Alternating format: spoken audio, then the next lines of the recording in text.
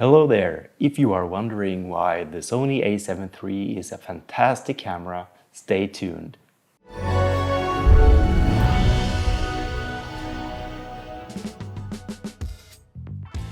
Christmas is here in a very short time, and I guess many of you are in the situation of buying or wishing for a new camera.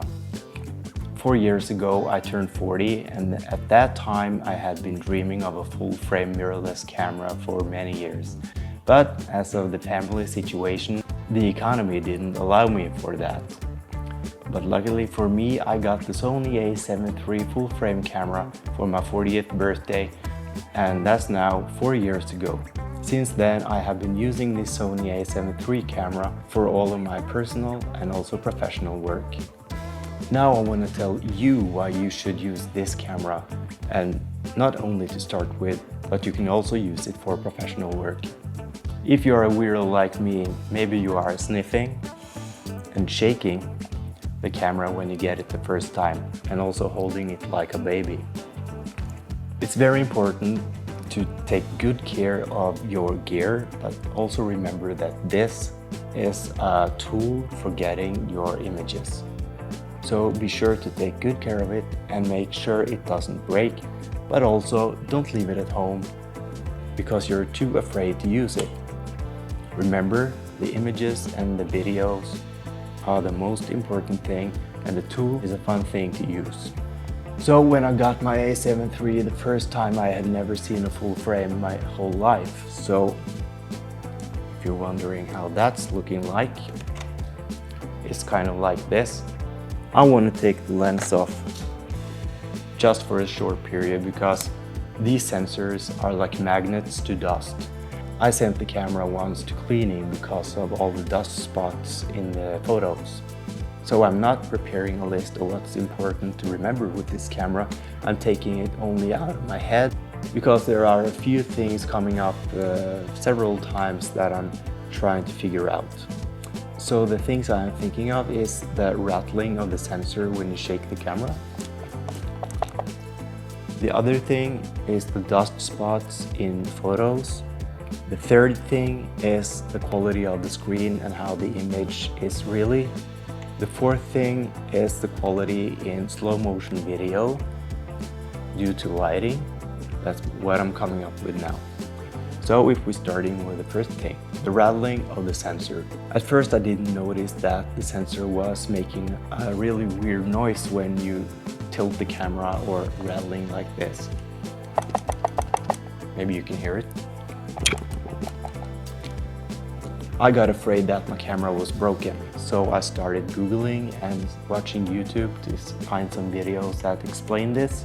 Long story short, I mailed with Sony and they told me that the sensor in this camera is in locked position. When you're turning on the camera, the sensor is in a locked position and it's floating in the middle of the frame inside the camera. When you turn the camera off, the sensor is loose, and that's why it's making this noise. So it's totally normal. Don't be afraid, and don't think you have broken your camera. I have been using it 4 years now, and it's been working totally fine since I found out. The other thing that bothered me is when I was taking pictures with f-stop of 8 or higher, then the dust spots really showed up in the images when I was importing it to Lightroom or Photoshop. I took the lens off the camera and watched the sensor, and I blew out all of the bigger particles and took another picture, and the spots was there still. So I started Googling again and found out that the mirrorless sensors, which is not protected when you take off the lens, functions as a magnet to all dust particles, and it's dust particles in the air all the time. Even though if you're not taking off the lens, dust will get into the camera. So with time, the sensor will be really spotty and you have to do a little cleaning. But normally, if you're not doing only landscape photography, You will probably not using f8 or higher for the most time. You will do, I guess, like me and everyone else these days, you want the blurry background. Then you have to stop down the camera, maybe down to 3.5 or 2.8 or even lower, and then you will, a lot of these dust particles will be blurred out and you will not see them, especially in video. For the most of the time I'm filming between 2.0 and 4.0 for all my videos, because I want that blurry background, and in video that dust spots really doesn't matter. But if you're filming an interview like setup like we're doing now, and you're putting the f-stop to 8, you will see it in video. And there are workarounds in Premiere Pro or other editing programs to fix that, but that's not very easy when you're doing moving pictures. But if you're doing a sit-down interview like this, you can point out the dots in the picture without showing it too much. But I did a time lapse this fall, and there was clouds moving on the sky. I had the f-stop at 8, and I thought that, yeah, this is easy to fix because I had the camera in a fixed position. So I fixed that spot in Lightroom, but since the clouds are moving, you will see this healing spot in the picture when the clouds are moving. So a clearness sensor is better, but you will probably not get it 100% clean.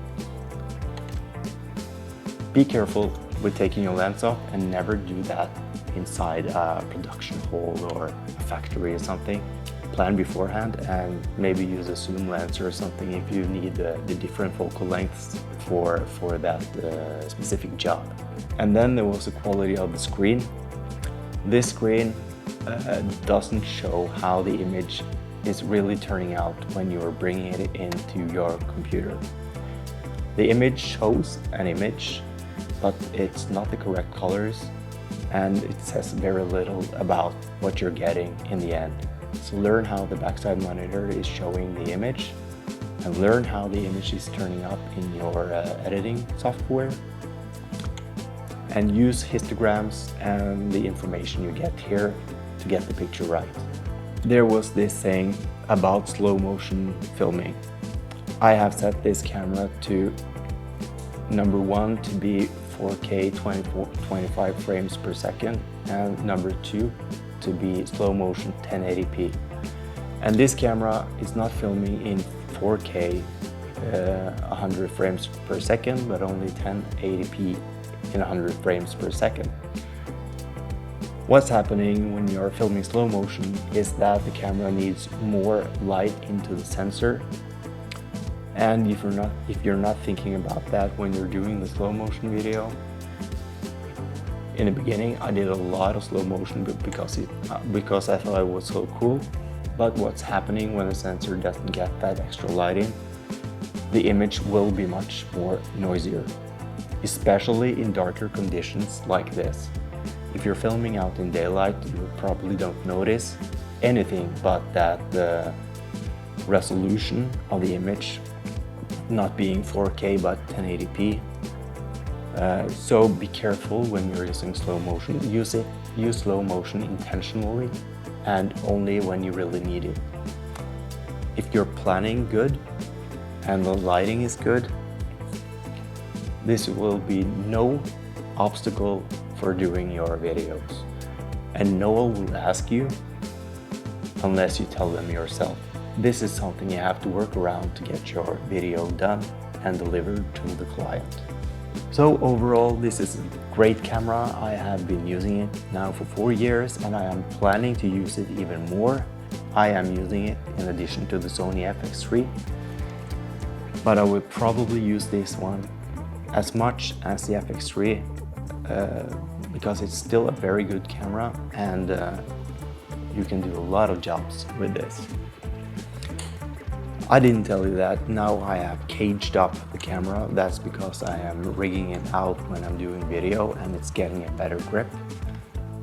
But you can rig down the whole thing to be a very small and compact, lightweight vacation camera if you want. The camera still has the same price as it did 4 years ago, and probably it will stay around for quite some time. So if you're getting this or buying this to get started, don't hesitate. It's a very good camera and it will make you a lot of great fun. So have a great time with your new camera and take care.